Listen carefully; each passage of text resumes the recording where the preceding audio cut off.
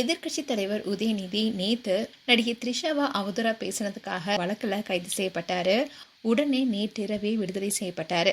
இதை தொடர்ந்து தான் அவருடைய தந்தையும் திமுக தலைவருமான மு.க.ஸ்டாலினை சந்திச்சு பேசியிருக்காரு. இந்த வீடியோ இப்போ சோசியல் மீடியால வைரல் ஆயிட்டு வருது. நடிகை த்ரிஷாவா அவதூறா பேசினதுக்காக தொடரப்பட்ட வழக்கில் தான் கைது செய்யப்பட்டாரு உதயநிதி.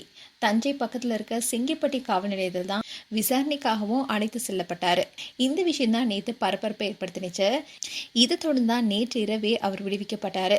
உடனே சென்னை திரும்பிய அவரு நள்ளிரவிலேயே தன்னுடைய தந்தையும் திமுக தலைவருமான மு.க.ஸ்டாலினை சந்திச்சு பேசியிருக்காரு. சென்னை ஆழ்வார்பேட்டையில தான் மு.க.ஸ்டாலின் அவர்களுடைய இல்லம் இருக்கு. மகன் உதயநிதியை பார்த்த சந்தோஷத்துல மு.க.ஸ்டாலின் அவர்களோ அவரை வாடா மகனேன்னு சொல்லி கட்டி அணைத்தாரு. அதோட இந்த வழக்கு குறித்தும் 2 பேர் பேசியிருக்காங்க. இதை தொடர்ந்து தான் இன்னைக்கு முதல் பட்ஜெட் கூட்டத்தொடரில் எதிர்க்கட்சி தலைவர் உதயநிதி ஸ்டாலின் கலந்திருக்காரு. இந்நிலையில் தான் எதிர்க்கட்சி தலைவர் உதயநிதி அவருடைய தந்தையை சந்திச்சு பேசியிருக்காரு.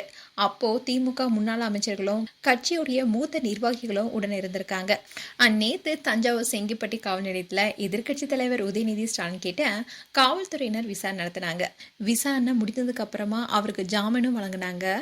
இதை தொடர்ந்து தான் காவல் நிலையத்திலிருந்து புறப்பட்டு சென்றாரு. அந்த சமயத்தில் காவல் நிலையம் சுற்றி ஏராளமான திமுகவினர் திரண்டு இருந்ததுனால பரபரப்பான சூழ்நிலை நிலவுனுச்சு. பாதுகாப்பு பணிக்காக கூடுதல் காவல்துறையினரும் குவிக்கப்பட்டிருந்தாங்க. இதை தொடர்ந்து உதயநிதி என்ன பேசியிருந்தார்னா, பெண்களை தாழ்த்தி பேச வேண்டும் என்ற எண்ணம் எனக்கு துளியும் கிடையாதுன்னு சொல்லியிருந்தாரு.